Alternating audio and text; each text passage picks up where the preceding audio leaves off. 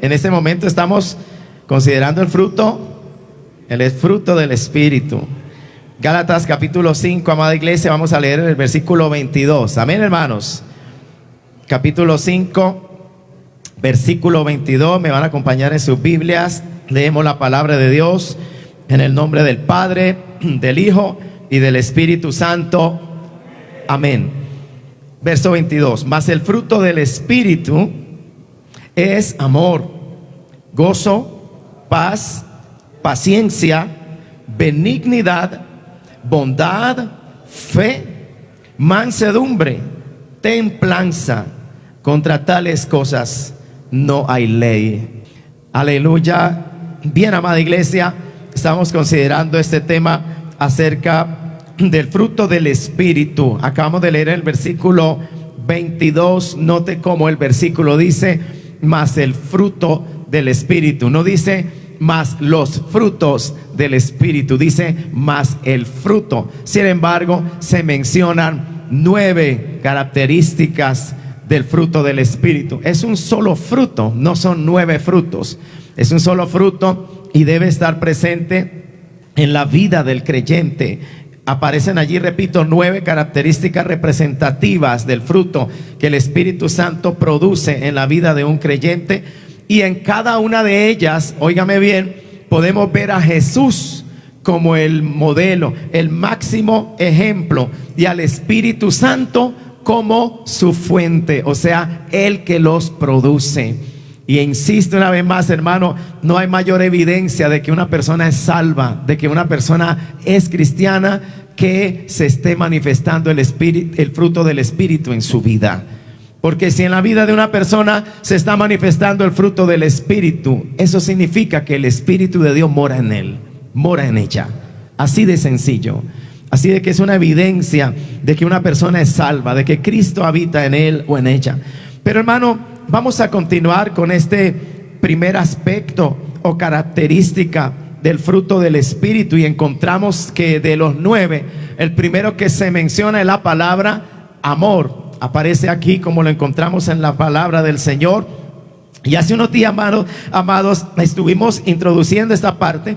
Recuerde que dijimos que en los tiempos del Nuevo Testamento, cuando fue escrito el Nuevo Testamento entre los griegos, porque fue escrito en griego, alabado sea el Señor, encontramos que en ese momento existían 4 palabras griegas, o que usaban los griegos para traducir esta palabra que en español nosotros conocemos como la palabra amor.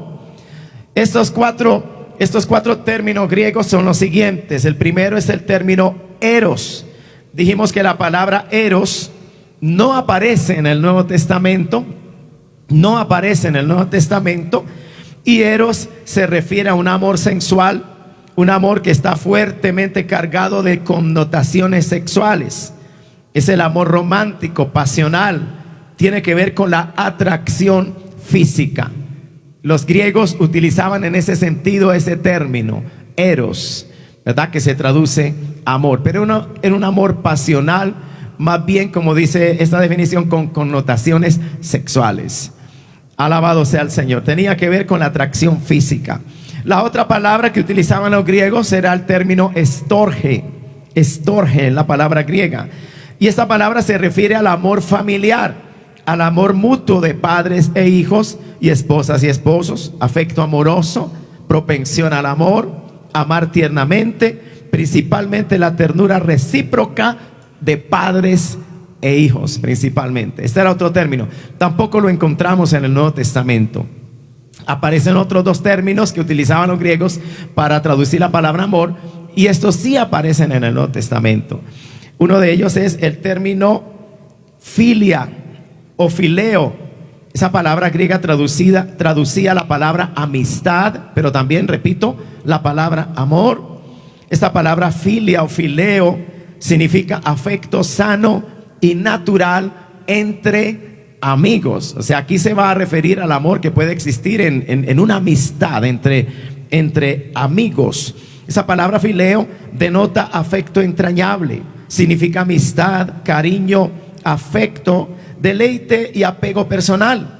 Esta palabra está relacionada con los sentimientos, Es el tipo de amor que se experimenta entre amigos, combinado con la palabra griega adelphos, que significa hermano, como en la palabra o en el término Filadelfia, connota un cálido compañerismo cristiano o amor fraternal. Tiene que ver más bien con la amistad, con el compañerismo, con el afecto, con el amor que se puede sentir entre amigos. Alabado sea el Señor. Este término aparece en algunas ocasiones en el Nuevo Testamento, pero el que más veces aparece en el Nuevo Testamento es el que vamos a tratar esta mañana, y es la palabra griega ágape. Amén, ágape. Y esta palabra, cuando la encontramos en las Escrituras, se está refiriendo al amor que es de Dios, que viene de Dios, al amor divino. Es interesante, hermano, porque si usted abre su Biblia y busca esta palabra, la vida del cristiano está saturada del amor de Dios, y de tal manera que el amor debe estar en la vida del creyente y debe practicarlo el creyente. Esta clase de amor del que vamos a hablar, esto es lo que nos muestran las Escrituras. Repito, es el término que más aparece en el Nuevo Testamento. Escuche, este es el amor divino, es el amor de Dios. El concepto supremo del amor que encontramos en el Nuevo Testamento, dice un escritor, es esta palabra ágape, que tiene su base y fundamento en el carácter mismo de Dios. Y es esta clase de amor que es derramado en nuestros corazones por el Espíritu Santo. Hay un texto en Romanos 5 que dice literalmente esto, que este amor de Dios ha sido derramado en el corazón del creyente, no del inconverso, en el corazón del creyente. Ha sido derramado por el Espíritu Santo. Significa, y quiero que a medida que avanza la enseñanza, hermano, tal vez no concluyamos hoy, pero usted va a ver que vamos a presentar diversas características de este amor de Dios, pero básicamente siempre se va a concentrar en el hecho de que este es un amor sacrificial, abnegado, carente totalmente de egoísmo, que no piensa en sí mismo, sino en el otro. Ese es el amor de Dios, y ese es el amor al cual nosotros hemos sido llamados. Eso es algo contrario a nuestra naturaleza humana. Eso no existe en la naturaleza humana. Eso lo da Dios. Es un don de Dios y es un fruto del Espíritu. Y eso lo recibe el ser humano cuando cree en Dios, cuando es salvo, cuando el Espíritu Santo viene a morar en su corazón. Ese es el amor de Dios. Pero sigamos definiendo aquí, hermano. Alabado sea el Señor. Esta palabra ágape significa amor incondicional, amor preferencial, que es elegido y realizado por la voluntad. Vamos a ver, mientras estudiamos este término, que no depende tanto de los sentimientos ni de nuestras emociones, de tal manera que es ese amor que hemos sido llamados a expresar aún para con nuestros enemigos. Nadie siente amar naturalmente a un enemigo. Nadie siente mucha emoción para amar a un enemigo. Nadie dice, siento un sentimiento tan cálido y amoroso por aquel que me ha hecho daño. Eso no es verdad. Esa no es nuestra naturaleza. Cuando está el amor de Dios en la vida del creyente, de esto trata este amor ágape. Va a ser un amor que más que afectivo, que más que emocional, que más que basado en los sentimientos, es basado en una decisión de mi voluntad. Es un acto volitivo, donde yo decido amar aún al que me ha hecho daño. ¿De qué manera lo voy a amar? Ya vamos a ver más adelante de qué manera, porque no necesariamente significa que voy a sentir algo bonito por él o por ella, pero sí lo voy a amar. ¿Cómo? Ya lo vamos a ver más adelante, amada iglesia. Entonces, significa amor incondicional, amor preferencial, que es elegido y realizado por la voluntad. No es amor, escuche esto, no es amor basado en la bondad del amado. Amén, porque esa es nuestra tendencia natural. Usted ve que el Señor Jesucristo en Mateo capítulo 5 dice: y si amáis a los que os aman, ¿qué demás estáis haciendo? Amén, porque esa es nuestra tendencia natural. Me siento amado, correspondo, ¿no? Como que eso me estimula, genera en mí un sentimiento de recíproco, ¿no? Me aman, amo. Me hacen el bien, yo les hago el bien. Me saludan, los saludo. Esa es nuestra tendencia natural. Pero yo diría, hermano, este amor de Dios es antinatural. Va más allá de lo que naturalmente usted y yo haríamos. Y por eso el Señor Jesucristo, cuando habla en Mateo 5 de amar a los enemigos, nos llama a la perfección. Dice: sean ustedes perfectos como vuestro Padre que está en los cielos es perfecto. Nos está llamando a un nivel más elevado de amor. Alabado sea el nombre de Cristo. Nos está llamando al amor de Dios. Después vamos a ver algunos versículos más textualmente. Pero hermano, no es amor basado en la bondad del amado o en afinidad natural o emoción. Más bien se trata de un amor benévolo que busca siempre el bien del amado, sin importar si hay mérito o no para que esa persona sea amada.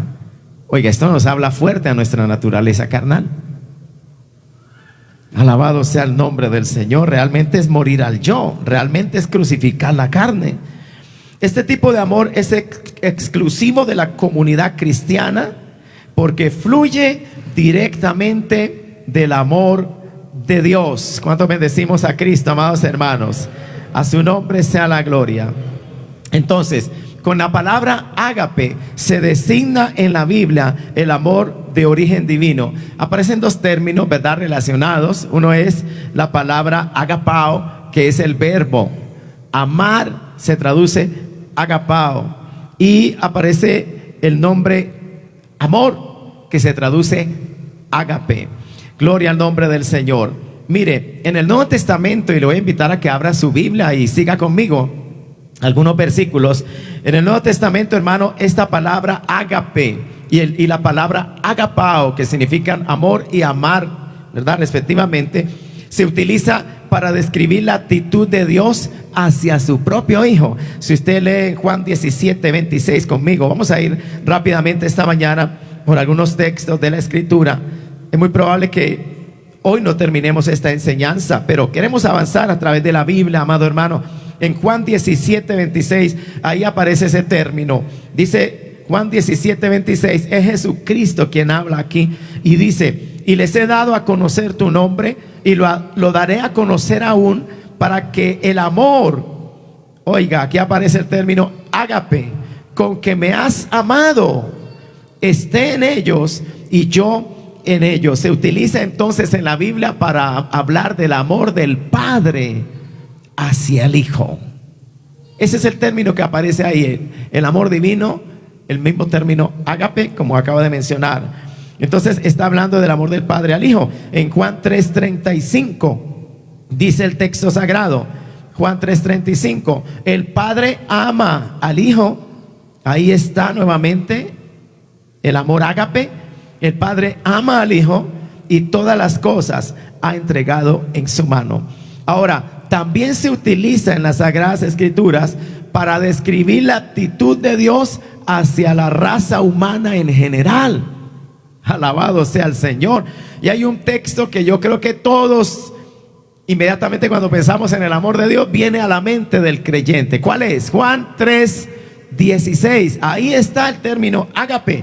Juan 3:16 dice: porque de tal manera amó Dios al mundo. Y óigame bien, y esto ya está mostrando más de lo que es el carácter de este amor ágape, porque cuando Dios amó al mundo, ¿el mundo amaba a Dios? No, el mundo nunca, óigamelo bien, nunca ha amado ni amará a Dios. El mundo, como lo enseña Jesucristo, particularmente en el Evangelio de San Juan, aborrece a Dios, es hostil a Dios. Como dice Santiago capítulo 4, el mundo es enemigo de Dios. Y a un mundo hostil, a un mundo enemigo, a un mundo que odia a Dios, Dios lo amó.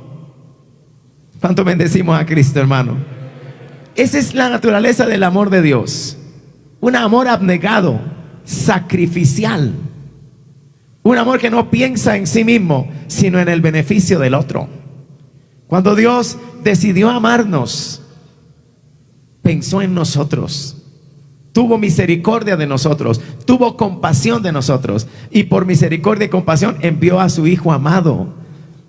Se hizo hombre y fue a la cruz llevando nuestros pecados.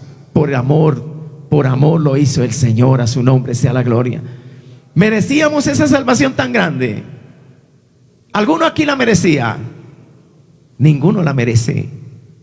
Mire, hermano, en Romanos capítulo 5, gloria al Señor, aquí aparece nuevamente ese término, ágape. Quiero que lea conmigo, hermano, y por eso es importante que usted, cristiano, traiga su Biblia a la casa del Señor. Romanos capítulo 5, verso 5 dice: y la esperanza no avergüenza. Perdón, me adelanté, ese es 5, versículo 8. Romanos 5, 8 dice: mas Dios muestra su amor. Aquí aparece una vez más el mismo término, ágape, el amor de Dios. Mas Dios muestra su amor. ¿Cómo Dios muestra su amor? ¿Cómo Dios muestra su amor para con nosotros? Allí está la respuesta: en que siendo aún pecadores, Cristo murió por nosotros. Cuando no lo amábamos, Él nos amó. Como dijo Juan, el escritor sagrado, Él nos amó primero. Nosotros lo amamos a Él porque Él nos amó primero. A su nombre sea la gloria. Entonces, hermanos, también este término ágape lo encontramos en el Nuevo Testamento para describir la actitud de Dios, no solamente hacia su Hijo, no solamente hacia la raza humana en general, sino también hacia aquellos que creen en el Señor Jesucristo en particular. Es decir, también cuando se habla del amor de Dios hacia los creyentes, utiliza este término ágape. Y lea conmigo, amados hermanos, en Juan 14, 21. Juan 14, 21, gloria a Cristo. Allí dice la palabra de Dios: el que tiene mis mandamientos y los guarda, ese es el que me ama. Allí está apareciendo la palabra ágape con relación al amor del creyente hacia Dios. Pero luego dice: y el que me ama será amado por mi Padre. Es del amor de Dios hacia los que son de Él, hacia los creyentes. El que me ama será amado por mi Padre. Pero también en Romanos 5:5, el término que aparece allí, hermano, ya lo habíamos mencionado atrás. Romanos 5:5 dice: y la esperanza no avergüenza, porque el amor de Dios, nuevamente aparece el término ágape, que se traduce amor, porque el ágape de Dios, el amor de Dios, ha sido derramado. Mire lo que dice Pablo bajo la inspiración del Espíritu Santo, lo que nos está enseñando a los cristianos, que en nosotros el amor de Dios ha sido derramado. ¿Cómo ha sido posible esto? Por el Espíritu Santo, dice aquí. El amor de Dios ha sido derramado en nuestros corazones por el Espíritu Santo que nos fue dado. Si esto es así, y de hecho es así, la Biblia lo está diciendo, este amor de Dios es algo que nos es dado, es un don de Dios para nosotros, es algo que no estaba en nosotros, es algo que Dios da a los cristianos, a los creyentes, a los que creen en Él, a los que son salvados, a los que reciben el Espíritu Santo. Amén, amados hermanos, o aquellos en quienes el Espíritu Santo viene a morar, posterior, por supuesto, a la salvación. Mira, amada iglesia del Señor, también describe esta palabra, gloria al Señor, no solamente la actitud de Dios hacia aquellos que creen en Jesucristo, sino también describe al amor de Dios en nosotros obrando hacia los demás. Está en todas partes en la experiencia cristiana. No solamente es el amor de Dios a su Hijo, no solamente es el amor de Dios al mundo, es el amor de Dios a los que son de Él, y es el amor de Dios obrando en nosotros hacia los demás. Si el amor de Dios ha sido derramado en nuestros corazones, está obrando, se tiene que manifestar, es fruto del Espíritu. Es evidencia de que el Espíritu Santo mora en nosotros. Cuando Él vino a nosotros, derramó el amor de Dios en nuestros corazones. Debe estar presente, se debe estar manifestando el amor de Dios en su vida y en mi vida. Y se debe estar expresando. No es un amor invisible en el sentido de que no se pueda expresar, no se pueda ver a través de conductas, de hechos, de palabras. Se debe ver. El amor hace. Amén. Escúcheme lo que acabo de decir. Repito, es más que un mero sentimiento. Y si es el amor de Dios, el amor ágape es sacrificial. No depende de la emoción, del sentimiento. Es amar como Dios ama, alabado sea el nombre del Señor. y se debe estar manifestando en la vida del cristiano, por supuesto. Gloria a Dios para siempre. Pero veamos, dije que este amor de Dios en nosotros está obrando hacia los demás. Hay un versículo en 2 Corintios 5:14, hermano, léalo conmigo. 2 Corintios 5:14, es Pablo el que habla a los corintios aquí. Y mire lo que Pablo está diciendo aquí, hermano. Mire lo que Pablo dice en el verso 14. Porque el amor de Cristo, nuevamente está el término ágape, el ágape de Cristo, el amor de Dios, el amor de Cristo nos constriñe, pensando esto, que si uno murió por todos, luego todos murieron. Alabado sea el Señor. Pero quiero enfatizar el amor de Cristo y su efecto en la vida del creyente. Nos constriñe. ¿Qué significa esa palabra constreñir? Esa palabra significa que el amor de Dios nos obliga, nos impele, ejerce presión, nos impulsa, nos empuja a amar. Alabado sea Cristo, aún aquellos que nos hacen daño. Es el amor de Dios. Mire, hermano, yo recuerdo un testimonio que escuché de un pastor rumano en los tiempos de la Rusia comunista, que perseguía el evangelio. Y este hermano se llama, creo que ya él partió a la presencia del Señor, Richard Wurmbrand, ¿verdad? Él escribió un libro titulado Mártir por Cristo, y él da su testimonio y los sufrimientos tremendos. ¿Por qué? Por ser cristiano en medio de una sociedad atea que perseguía el cristianismo, o que se declaraba atea. La Biblia dice que el ateo es un necio. Dijo el necio en su corazón: no hay Dios. No es que le falte inteligencia, lo que pasa es que no quiere aceptar la existencia de Dios. ¿Cuántos bendecimos a Cristo, amado hermano? Por eso el Señor lo llama necio.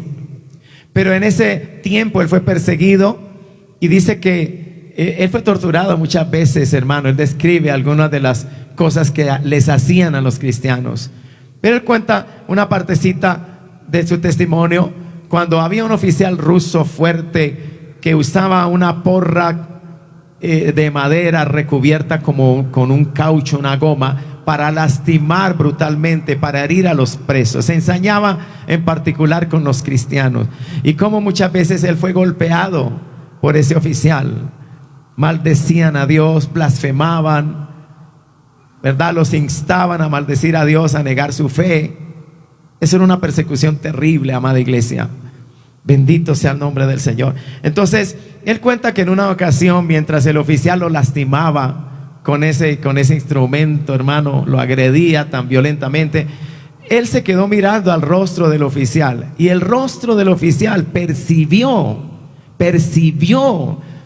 en la mirada de Richard Wurmbrand algo inexplicable. Él lo interpretó como un sentimiento de amor, y el hombre se enfureció y le dijo: ¿por qué no me odias? ¿Por qué no me maldices? Maldíceme, yo te estoy haciendo daño, no me mires así. ¿Por qué me miras así? Alabado sea el Señor. Y Richard Wurmbrand tomó en sus labios este texto y dijo: porque el amor de Cristo me constriñe. Te amo, oficial, te amo con el amor de Jesucristo. Y eso enardecía, y el hombre más se ensañaba, pero venció el amor. Porque dice él en su testimonio que después de un tiempo el corazón del oficial empezó a ser sacudido, empezó a ser enternecido, y un día, buscándolo aparte, lloró con Richard Wurmbrand y le dijo: tú deberías odiarme y maldecirme, yo te he hecho mucho daño. Repíteme, ¿por qué no me odias? ¿Por qué no me maldices? Porque el amor de Cristo está en mi corazón, me constriñe, me obliga a amarte. Alabado sea el Señor. Tú necesitas a Dios. El oficial, allí orando, soltó en aquella oportunidad esa porra, hermano, ese instrumento de castigo, y le entregó su vida al Señor. Creyó en el Señor. A su nombre sea la gloria para siempre. ¿Cuántos bendecimos? La Biblia, cuando bendecimos a Dios, mire, la Biblia dice: no seas vencido de lo malo, sino vence con el bien el mal. Para vencer el odio no se gana odiando. Para vencer el odio, hermano, la única fuerza que puede vencer el odio es el amor de Dios. Alabado sea Cristo, amado hermano. ¿Cuántos damos gloria al Señor? A su nombre sea la gloria para siempre. Entonces, Pablo utiliza ese término, el amor de Cristo nos constriñe, y podemos decir que el amor de Cristo impedía que Pablo viviera para sí mismo. Amén. Y más bien, en cambio, le hacía derramar su vida por los demás. Pablo fue muy aborrecido. Pablo fue muy odiado también, perseguido, aún por los de su nación. Dice que estuvo en peligros, en caminos, ¿verdad? Y también dice que estuvo en peligros no solamente en medio de gentiles, sino de entre los de su misma nación, y también con falsos hermanos. Alabado sea el nombre de Cristo. Pero que él se esforzaba por ganar. En una ocasión utilizó estas palabras. Dijo: al judío me hago judío, al gentil me hago gentil, porque mi anhelo es ganar a algunos para Cristo. O sea, eso es un negarse a sí mismo. Eso es un morir al yo. Mire, yo les hablaba ayer a los jóvenes que me invitaron en un programa que se transmitió en la mañana aquí en Radio Bucarica, porque ellos me decían: pastor, queremos hacerle unas preguntas. ¿Cómo fue su experiencia allí en el extranjero? Y una de las preguntas era: hermano, ¿usted qué consejo daría? Usted como colombiano, si alguien es llevado al extranjero, un colombiano, es bueno que él trate de imponer, de presentar el evangelio como se vive en Colombia, o más bien no de cristianizar, sino de colombianizar a los oyentes, a los habitantes de otra nación que tienen otra cultura totalmente diferente a la nuestra. ¿Por qué digo esto? Porque hay quienes llegan a un país extranjero y pues es lo natural. Esta es nuestra cultura, esta es nuestra manera de hablar, estas son nuestras comidas, y va a haber un choque cultural. Y dentro de ese choque cultural puede nacer la soberbia, el orgullo natural de nuestro corazón, el patriotismo, si podemos decirlo de otra manera, tal vez. Yo soy colombiano y en Colombia se hacen las cosas diferentes. Yo soy colombiano y en Colombia no se dice así, se dice de esta manera. Yo soy colombiano y en Colombia las papas o el arroz no se preparan así, se preparan de esta manera. Y si yo empiezo a hacer esto en un medio extranjero, en otra cultura, estoy equivocado, estoy fallando. No va a funcionar. Yo tengo que hacerme como ellos, hablar como ellos hablan, comer lo que ellos comen, amar lo que ellos aman. Y cuando yo haga eso, el corazón de ellos se va a abrir, me van a amar, me van a aceptar. Yo tuve que aprender eso en mi propia experiencia, porque yo no tenía ese entendimiento. Ese entendimiento me lo vino a dar Dios allí, en ese proceso, en ese molino, decimos nosotros, hasta que lo entendí. Y llegué a amar a ese pueblo, mayoría de ellos centroamericanos, y llegué a enamorarme de sus comidas, a hablar los términos que ellos hablan, que aquí en Colombia no se conocen. Y cuando ellos hablaban de sus países, de sus naciones, de sus lugares, yo me aprendía los nombres, sus costumbres, y hablaba de eso entre ellos, y cuánta alegría y gozo les daba cuando me oían hablar como uno de ellos. Tanto que hubo confraternidades nacionales que cuando íbamos de diferentes iglesias de Australia, nos reuníamos en un lugar, y muchos de ellos de la misma nacionalidad centroamericana. Entonces algunos hermanos de la iglesia local que ya me escuchaban hablar, me llamaban aparte y me hacían hablar, me provocaban a hablar de su nación. Y yo empezaba a hablar de lugares, de comidas, de costumbres. Y los hermanos que no me conocían de otras iglesias pensaban que yo era nacional de ellos, del país de ellos. ¿Y de qué parte de mi país es usted? Porque yo les hablaba hasta de rutas de buses, de lugares turísticos, le hablaba de ciudades, de costumbres. En tal lugar es famoso porque hacen unos chorizos deliciosos, tal lugar es famosa esta población porque hacen las artesanías más queridas y más conocidas en su país, tal lugar. Y ellos se quedaban y se emocionaban como nacionales, lejos de su tierra, les gustaba oír esto y me decían: ¿y de qué parte de mi país eres tú? Y yo les decía: no, disculpe hermano, yo soy colombiano. No mienta, no me vengas a decir esto ahora. Sí, yo soy colombiano, alabado sea el Señor. Yo creí que era uno de mi país, uno de los nuestros. Pero no significa eso, amado hermano, en un sentido, morir uno a mi yo, a mis costumbres, a mi cultura, a mi tierra, a mis comidas, a lo que yo soy. a todo lo que ha formado parte de mi vida desde la niñez, sí, significa un morir. Significa un crucificarlo, un renunciarlo, por amor a esos que están allí, a los que Dios me haya enviado a testificarles del amor de Dios. ¿Cuántos damos alabanzas a Cristo, amado hermano? Pablo era movido por ese amor. Y a los corintios él se lo escribe de esta manera: es que el amor de Cristo nos constriñe. Cristo murió por nosotros. Él quería que el evangelio llegara, hermano, ya no pensando Pablo ni viviendo para sí mismo, sino también para derramar su vida por los demás. Ahora, en Primera de Corintios 13, hermano, este capítulo nos da el más completo conjunto de cualidades de este amor ágape. Lo define maravillosamente Dios mismo en las Sagradas Escrituras. Primera de Corintios 13, gloria al Señor. Leamos del versículo 1 al 7. Algún día vamos a detenernos en estos versículos, pero leamos solamente, porque aquí se define este amor, particularmente en los versículos 4 al 7. Pero leamos desde el versículo 1. Pablo dice: si yo hablase lenguas humanas y angélicas y no tengo ágape, no tengo amor, vengo a ser... ¿Cuál es el resultado de no tener ese amor ágape? Aunque hablen lenguas, ¿qué pasa? Dice: vengo a ser como metal que resuena, címbalo que retiñe, puro ruido nada más. Y si tuviese profecía, estos son dones del Espíritu Santo, y entendiese todos los misterios y toda ciencia, y si tuviese toda la fe, de tal manera que trasladase montes, alguien diría: ¿qué poder hay en él, en ella? Y no tengo ágape y no tengo amor, nada soy. Qué palabra más contundente, más clara. Verso 3: y si repartiese todos mis bienes para dar de comer a los pobres, alguien diría: qué sacrificio digno de aplaudir.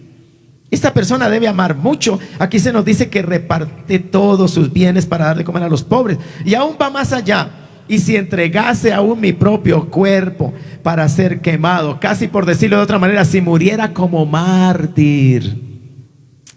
Pero es sorprendente lo que va a decir Pablo ahora: y no tengo amor. Alguien pudiera decir: ¿cómo? ¿Se puede acaso dar lo que es de uno y no tener amor? ¿Se puede acaso ofrendar mi vida como mártir y no tener amor? Sí, se puede.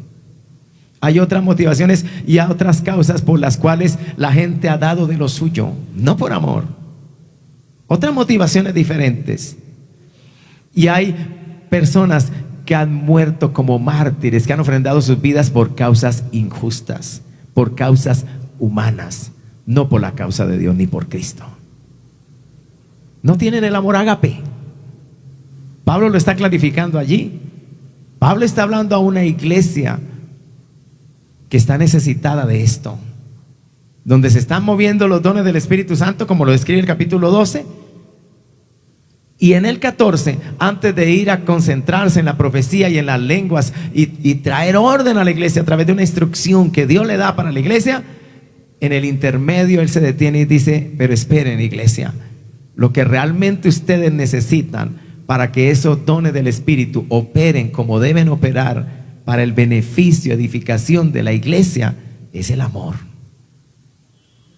Hay dones, pero ustedes necesitan amar. Alabado sea el Señor.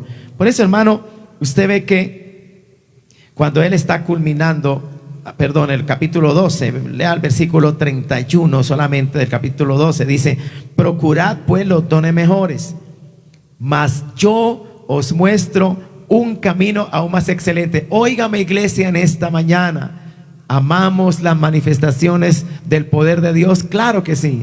¿Amamos al Espíritu Santo? Claro que sí. ¿Amamos sus manifestaciones sobrenaturales? Sí. Pablo está hablando de los dones del Espíritu Santo y le va a decir a la iglesia, nos va a decir a nosotros que hay un camino más excelente que esos dones. ¿Sí oye lo que está diciendo la Escritura? Procuren los dones, los mejores, pero yo les muestro un camino más excelente. Y es cuando va a hablar del amor ágape. La iglesia necesitaba, y la iglesia necesita en todos los tiempos este amor de Dios, para que opere como debe operar, para que exista la unidad, para que haya edificación en el pueblo de Dios. Una de las cosas que más divide a una iglesia y debilita a una iglesia es esta carencia del amor de Dios entre los creyentes. Es peligroso. Alabado sea el nombre del Señor. Mira, amado hermano, pero léalo conmigo también el verso 4 al 7. Dice: el amor es sufrido, es benigno, el amor no tiene envidia, el amor no es jactancioso, no se envanece, no es indecoroso, dice mi Biblia. Creo que algunas dicen no hace nada indebido, no busca lo suyo, no es egoísta, no se irrita, no guarda rencor, no se goza de la injusticia, mas se goza de la verdad. Todo lo sufre, todo lo cree, todo lo espera, todo lo soporta. Lea el verso 8 conmigo. El amor nunca, nunca, dice aquí, deja de ser. Hermano, usted y yo vamos a morir. ¿Dejará de ser, de existir el amor? No. Y yo creo que en el cielo será donde más maravillosamente vamos a experimentar a plenitud el amor de Dios, en el cielo de Dios. Amén. Alabado sea el Señor. No puede dejar de ser, hermano, porque es parte de la misma naturaleza de Dios. Es el amor que viene de Dios, es parte de la naturaleza misma de Dios, del ser de Dios. Dios ama. El amor nunca deja de ser. Ahora, los dones sí pasarán. Luego, ¿qué es mayor? ¿El amor ágape de Dios o los dones? Alabado sea el Señor. Está claro. El amor nunca deja de ser, pero las profecías se acabarán y cesarán las lenguas y la ciencia acabará. Estos son dones que encontramos allí, reconocidos como dones del Espíritu Santo, porque en parte conocemos y en parte profetizamos, mas cuando venga lo perfecto, entonces lo que es en parte se acabará. Cuando yo era niño, hablaba como niño, pensaba como niño, juzgaba como niño, mas cuando ya fui hombre, dejé lo que era de niño. Ahora vemos por espejo, oscuramente, mas entonces veremos cara a cara. Ahora conozco en parte, pero entonces conoceré como fui conocido. Y oiga bien lo que dice el verso 13. Y ahora permanece en la fe. Dice, ahora permanece en la fe, la esperanza y el amor. Estos tres, pero el mayor de ellos, ¿cuál es? Es el amor. Esta se considera la virtud suprema de la vida cristiana. Amada iglesia, que Dios nos llene de su amor. Amén, amado hermano. Que Dios nos llene de su amor. Yo diría que esa es la virtud cristiana más, es la virtud suprema. Y hay muchas virtudes cristianas: la humildad, la mansedumbre, la obediencia, la fe. Pero llama la atención que Pablo, cuando va a mencionar acerca del fruto del Espíritu, lo primero que él menciona de estos 9 aspectos del fruto del Espíritu es el término ágape, la palabra amor. Llama la atención, es lo primero. Alabado sea el nombre de Cristo. Bien, amada iglesia, gloria a Dios para siempre.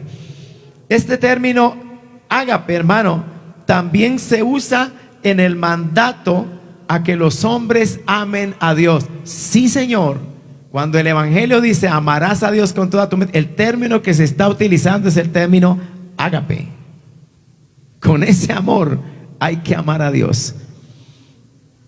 Con razón, hermano, cuando los cristianos meditamos en cómo amar a Dios, pensamos inmediatamente en sacrificio, en abnegación, en darle a Dios el primer lugar. Y cuando los cristianos entendemos que no le estoy dando a Dios el primer lugar, que no me estoy sacrificando por las cosas de Dios, que las cosas de Dios para mí son después, si hay tiempo, si hay fuerzas, si no, no.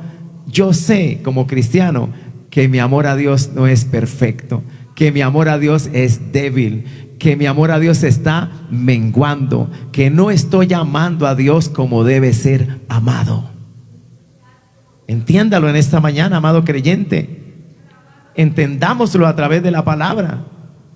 El término es el amor ágape, sacrificial, abnegado, el amor a Dios, el amor de Dios. Pero que ahora, amados hermanos, es el término que se utiliza en la Biblia cuando Dios manda que los hombres lo amen con toda la mente, el corazón y las fuerzas. Lea usted, hermano, allí en Mateo 22:37, para leerlo textualmente. Gloria a Dios para siempre. Gloria a Cristo. Este es el primero y más grande mandamiento. Mateo 22:37 dice, perdón, lea conmigo el verso 36. Mira lo que un intérprete de la ley le pregunta al Señor Jesús. Dice: Maestro, ¿cuál es el gran mandamiento en la ley? Note la pregunta: ¿cuál es el gran mandamiento? Es el primero, es el más grande mandamiento de todos. Es Dios el que va a responder a esta pregunta del intérprete. Es Dios encarnado. Jesús le dijo: amarás. Ese es el término agapao. El amor, amar a Dios con el amor ágape, con el amor de Dios. Amarás al Señor tu Dios. Por eso la exigencia es tal: con todo tu corazón y con toda tu alma y con toda tu mente. O sea, es un amor totalmente entregado. Es un amor, hermano, apasionado por Dios, intenso, que abarca todo el ser de la persona. No solamente el cuerpo, la mente, el corazón, el alma, todo el ser. Alabado sea el nombre del Señor. Note el llamado de Dios, el mandato de Dios a nosotros, sus criaturas: amarlo con este amor. Alabado sea el nombre del Señor. Amamos a Dios de esta manera, mi amado hermano. Yo sé que en nosotros no hay perfección, y no podrá verla hasta cuando estemos cara a cara con el Señor, porque seremos semejantes a Él, dice la Escritura. Cuando seamos transformados, cuando nuestro cuerpo corruptible sea vestido de incorrupción, dice el escritor sagrado. Sea que hayamos visto muerte y el Señor nos resucite de entre los muertos, habiendo muerto en el Señor, por supuesto, habiendo muerto en Cristo. O sea que Él venga a levantar su iglesia y seamos arrebatados y seamos transformados en un abrir y cerrar de ojos. En ese día habrá perfección. En ese día seremos vestidos de inmortalidad, seremos glorificados, seremos vestidos con esa vestidura, con ese cuerpo, glorificado. En ese día. Pero ahora no. Yo no puedo amar a Dios todavía con toda la perfección que yo debería amarlo y con toda la perfección que yo quisiera amarlo, por la debilidad humana que hay en mí, porque la carne todavía mora en mí. Por eso, llegar a decir que yo cumplo perfectamente este primero y más grande mandamiento sería mentir, y no solo para mí, para cualquiera de nosotros. Pero esa es la meta, ese es el modelo.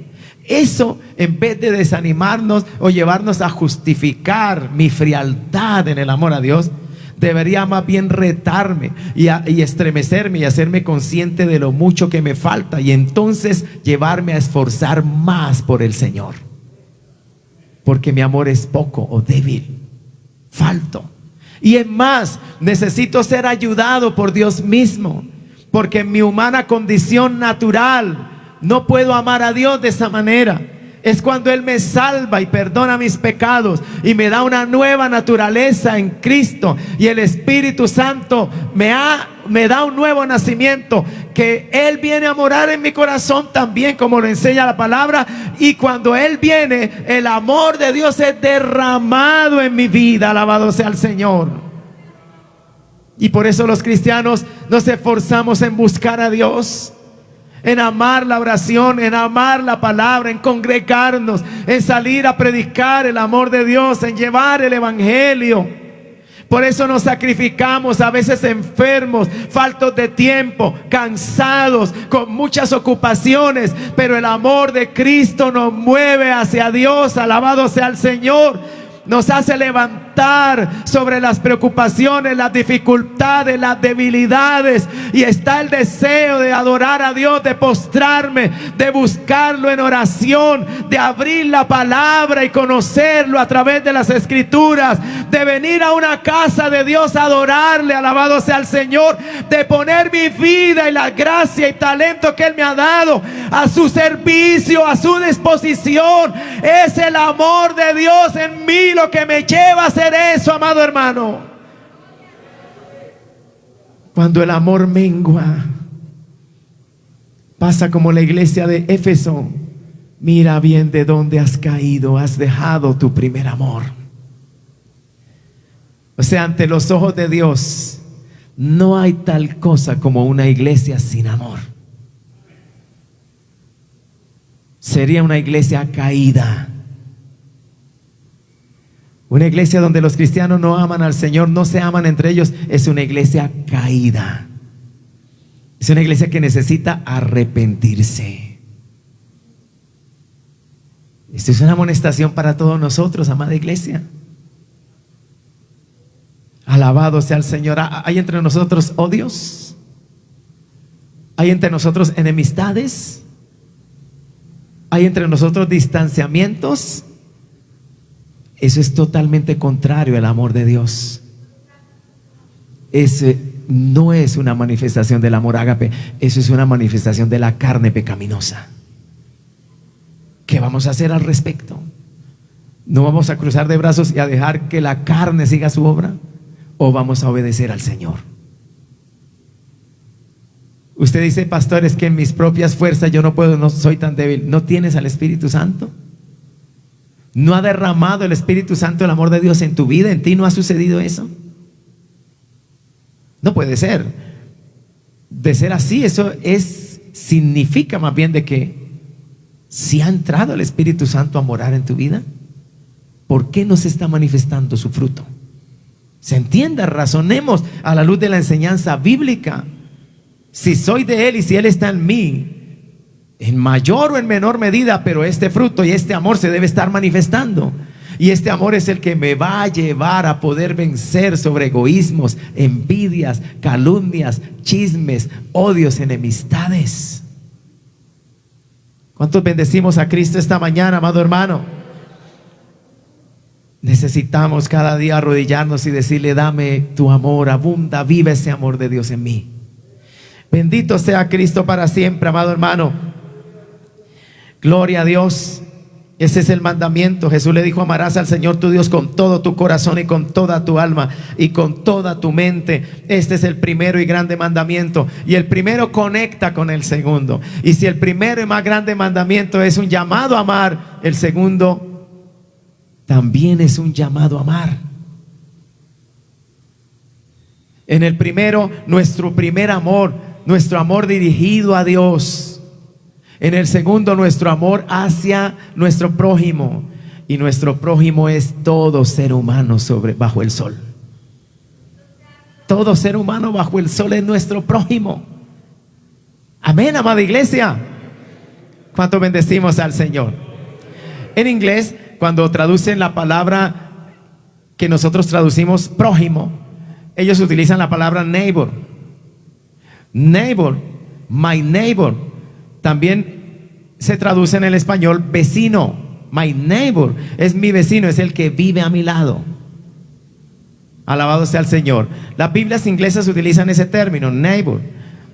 Nosotros lo traducimos prójimo. Está hablando de cualquier ser humano bajo el sol.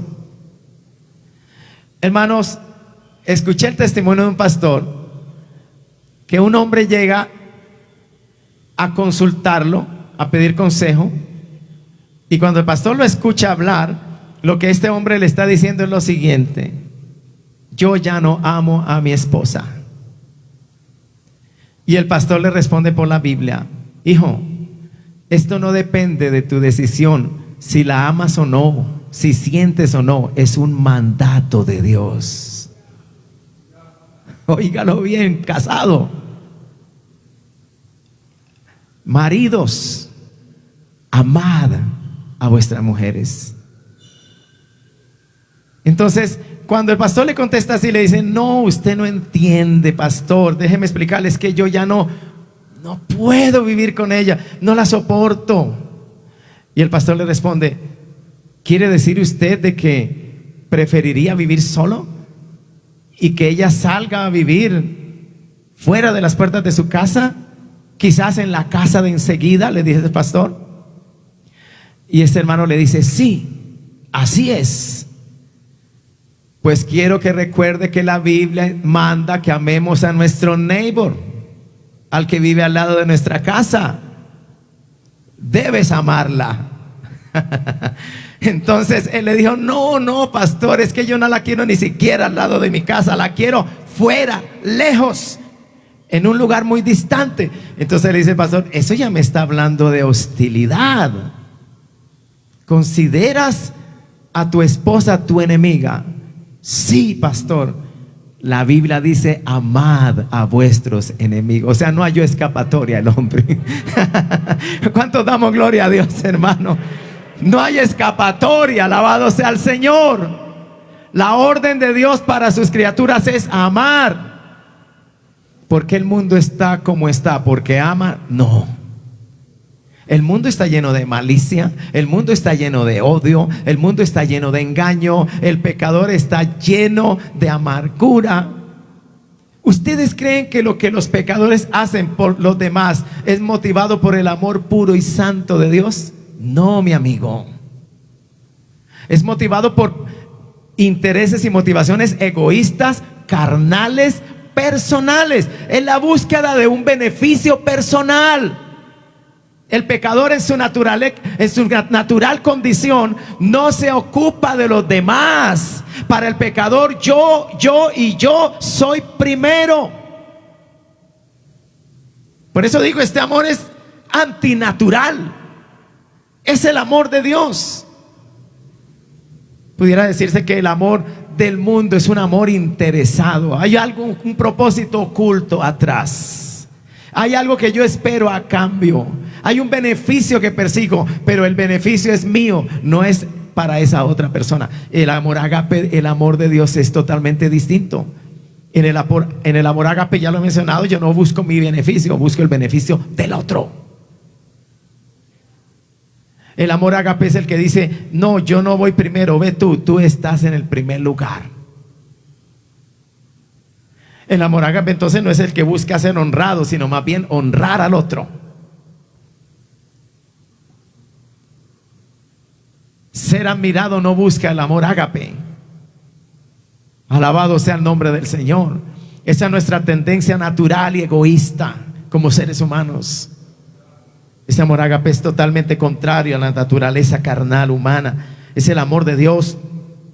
Mira, amado hermano, este amor ágape también se encuentra en las Sagradas Escrituras para expresar la voluntad de Dios a sus hijos con respecto a la aptitud que tienen que mostrarse mutuamente los cristianos, los creyentes, los hijos de Dios.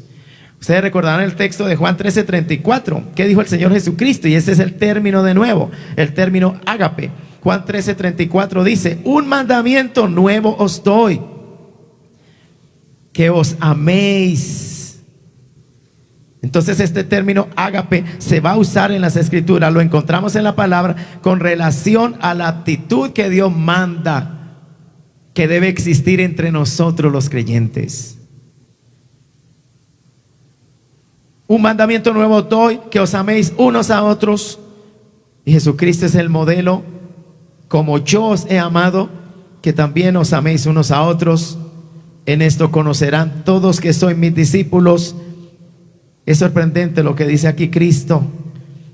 El mundo va a conocer que usted y yo somos discípulos del Señor. Es sorprendente lo que dice aquí Cristo, porque lo que el Señor señala aquí, lo que el Señor destaca aquí, es que cuando los creyentes se amen los unos a los otros, el mundo va a conocer que somos discípulos de Cristo. No dice cuando se congreguen, cuando oren, cuando canten, cuando lean sus Biblias, cuando prediquen el Evangelio. No. Dice cuando el mundo vea que ustedes se aman los unos a los otros, el mundo conocerá. ¿Por qué? Porque eso no es natural en el mundo. Esta clase de amor no es natural en el mundo. Somos un pueblo diferente, somos el pueblo de Dios. Alabado sea el nombre del Señor. Tremendo, ¿verdad que sí, amado hermano? El mundo puede juzgar a la iglesia. El Señor le da al mundo unos argumentos para juzgar a la iglesia. El mundo observa a la iglesia. Y Dios dice, si el mundo observa y lo que ve entre ustedes es amor, el mundo va a dar testimonio y va a decir, ese pueblo es el pueblo de Dios. Si ve otra cosa, lo que pueden decir es, ellos no son tan diferentes a nosotros. Si lo que ven es contiendas, odios, enemistades, envidias, competencias, soberbia, fealdad, indiferencia, distanciamiento, es una locura, hermano, reinando en la iglesia. Lo que el mundo va a decir es que ellos se ven como nosotros. Ellos no son diferentes a nosotros. Es el amor de Dios en la iglesia lo que sorprende al mundo y lo que saca de los labios del mundano. Ese pueblo es de Dios, es diferente. Mire cómo se aman los cristianos. ¿Cuánto damos alabanzas a Cristo, amado hermano? Gloria al Señor. Entonces se usa en la Biblia también para expresar la voluntad de Dios hacia sus hijos con respecto a la actitud que deben mostrarse unos a otros, y también con respecto a la actitud de los cristianos hacia todos los hombres, porque no somos llamados solamente a amar a los hermanos en la fe, sino a todos. Miren lo que dice Primera de Tesalonicenses 3:12. Vamos a ir a ese texto, hermano, y vamos a dejar hoy hasta allí. Dos textos vamos a leer.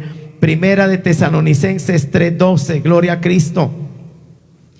Primera de Tesalonicenses 3:12 dice, y el Señor os haga crecer y abundar en amor. Oiga lo que deberíamos orar tú y yo cada día, hermano. El Señor os haga crecer y abundar en amor unos para con otros. Está hablando de los creyentes, pero luego dice, y para con todos, como también lo hacemos nosotros para con vosotros. Si usted lee también conmigo en Primera de Corintios 16:14, gloria al Señor. Primera de Corintios 16:14, a una iglesia, hermano, donde faltaba ese amor.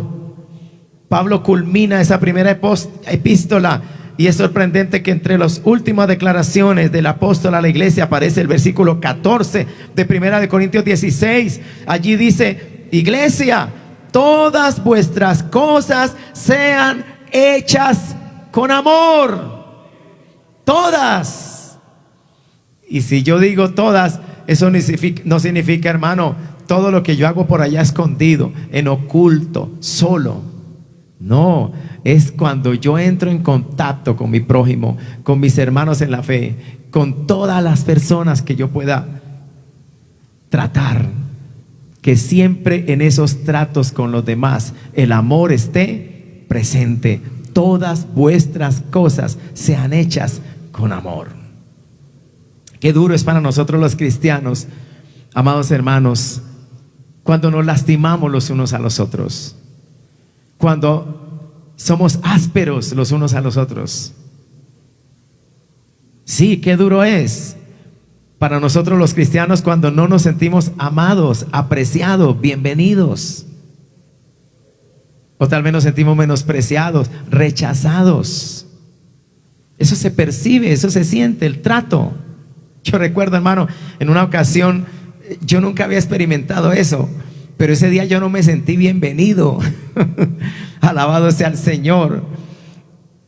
Teníamos la costumbre, ¿verdad? Allí en Australia es muy lindo que siempre que uno visita un hogar, hermano, es costumbre ya muy tal vez del centroamericano. Y aquí, por supuesto, esa cortesía entre nosotros también existe.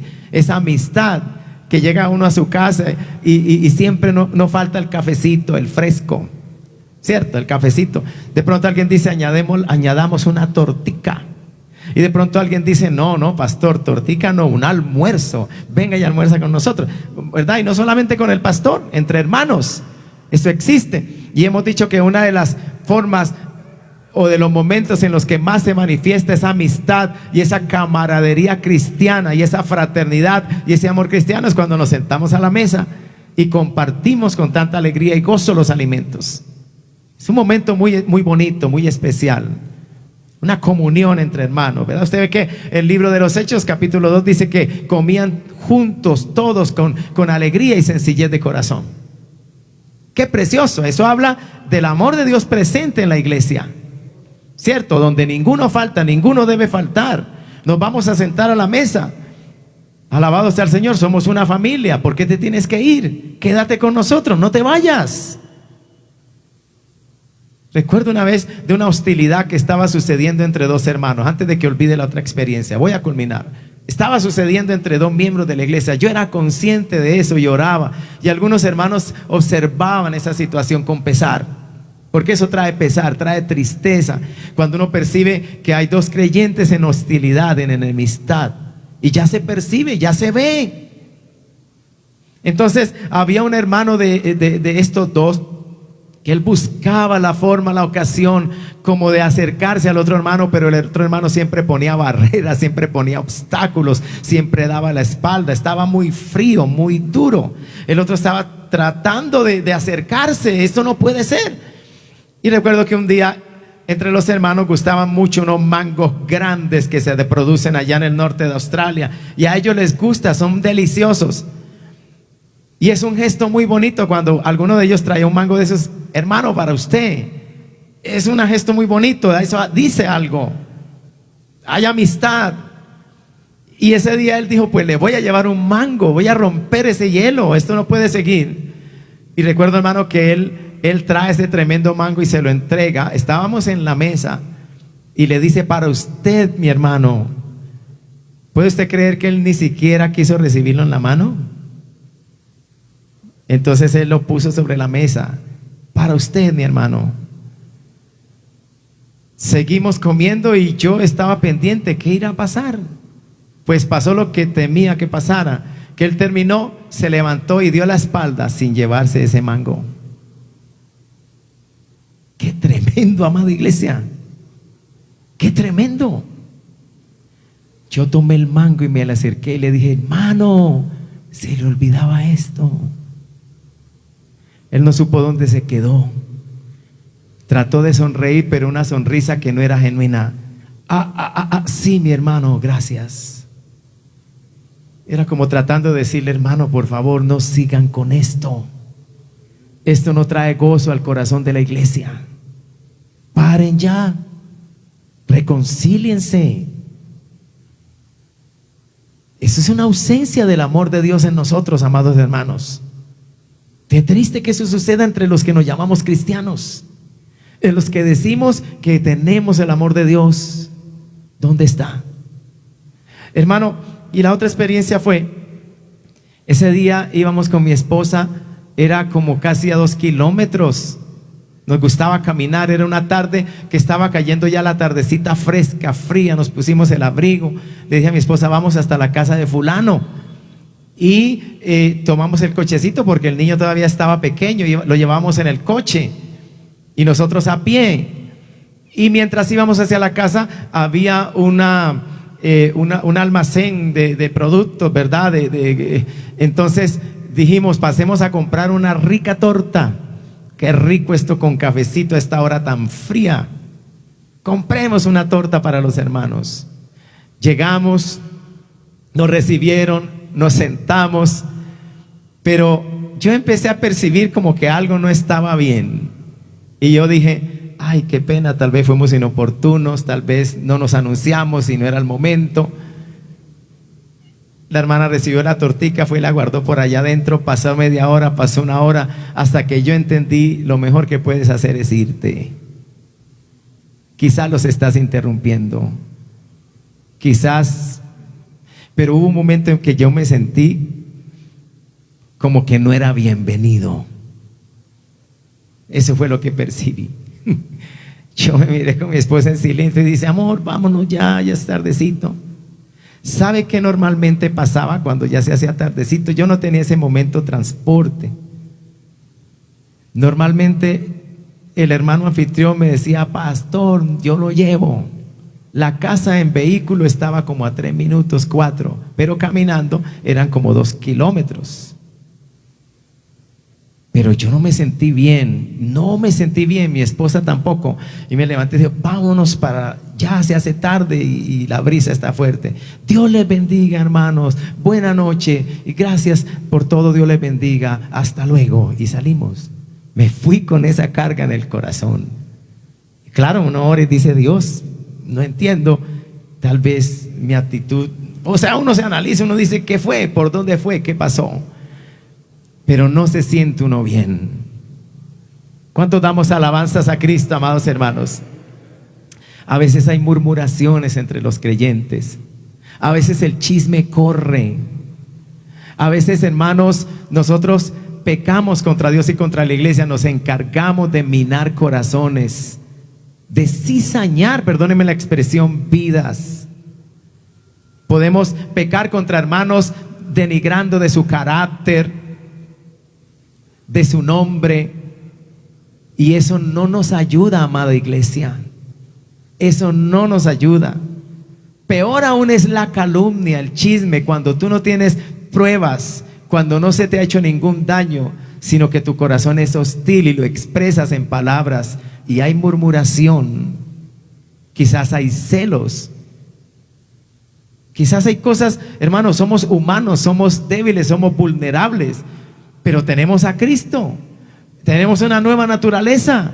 El amor de Dios ha sido derramado en nuestros corazones. Por eso es que la Biblia nos llama a perdonándoos unos a otros. Dice la Biblia: de la manera que Cristo os perdonó. Y podemos hacerlo, está escrito. Dios nos da el poder para hacerlo. Pero qué triste es cuando nos dejamos vencer de la carne y ganar de la carne, y empezamos a darle lugar a la amargura o a aborrecer a otro. Alabado sea el Señor. O a negar el perdón, o a distanciarnos con frialdad de la iglesia, de los hermanos. Qué lamentable es. Alabado sea el nombre del Señor. No seas vencido de lo malo, dice la palabra, sino vence con el bien el mal. En cuanto dependa de vosotros, estad en paz con todos los hombres. Alabado sea el Señor. No os venguéis vosotros mismos, dice la Escritura. Dad lugar a la ira, al juicio de Dios. Oh, amado hermano, Dios nos ayude, querida iglesia, en esta mañana. Esta enseñanza no ha terminado, apenas comienza. Y si la extendemos un día en el capítulo de 1 de Corintios 13, eso nos puede tomar varios domingos. Pero qué bueno que a través de la enseñanza de la palabra, el Espíritu Santo empiece a saturar, a llenar nuestros corazones del amor de Dios, a hacernos conscientes, a abrir nuestros entendimientos, a hacernos ver cuán equivocados estábamos, y a empezar a comprender de qué se trata y qué es el amor de Dios, y qué significa cuando el Señor nos dice que practiquemos este amor entre nosotros. Vamos a estar de pie y le damos gracias a Dios por su palabra, amado hermano. Oremos. Padre, te damos muchas gracias, Dios de gloria, Dios eterno, por tu santo y bendito y divino amor de Dios que ha sido derramado en nuestros corazones. En esta mañana, en esta escuela dominical, te adoramos. Levantamos nuestras manos para bendecirte y darte gloria. En nuestra oración, Señor, como vemos a través de las sagradas escrituras, que avives, que abunde, leíamos en el texto sagrado, el amor de Dios en mi vida, en la iglesia, en cada uno de nosotros, en mis hermanos. Padre Santo, ayúdanos. ¿Por qué no levantas tus manos? Yo creo que aquí ninguno es perfecto en amor.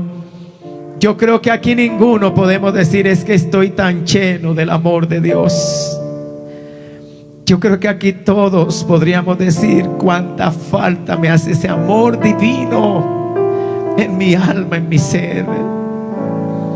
Ayúdame a amar, Señor, con el amor de Cristo. Ayúdame a perdonar con el amor de Cristo. Ayúdame a soportar con el amor de Cristo, a ser paciente, sufrido, como dice la Escritura, lo cual para mí es tan difícil, Señor, porque soy débil en mi humana condición, pero tu amor es grande, tu amor es perfecto. Satúrame con tu amor, Espíritu Santo, como lo dice la Escritura. Derrama continuamente ese glorioso amor de Dios en mi vida, que abunde. Vamos, ora, hermano, esta mañana. Tal vez tengas que perdonar la ofensa, mi hermano. Para ya de hostilidades. Ya no guardes más rencor, hermana. Por favor, no puedes tener tu corazón en amargura continua. Deja que el amor de Dios penetre en esta mañana tu corazón, que sane tu amargura, que suavice tus heridas. Pídele perdón a Dios en esta mañana y dile: reconozco que me falta tu divino amor de la manera que debe estar presente en mi vida. No es fácil, amado hermano. Nuestra naturaleza humana es débil, nuestra carne es débil, pero Dios es fuerte, pero su Espíritu Santo mora en ti, amada iglesia, en ti, mi hermano, mi hermana. Es tiempo de perdonar, es tiempo de amar, es tiempo de ser paciente. Dios nos ayude, Dios nos llene de su amor. Si sientes esa necesidad, levanta tus manos y dile: dame ese amor divino, lléname de tu Espíritu Santo, satúrame con tu amor, Padre amado. Oh, bendice mi alma, te lo ruego, en el nombre de Jesús. Gracias, Señor, por tu palabra. Danos entendimiento y sabiduría en este amor divino.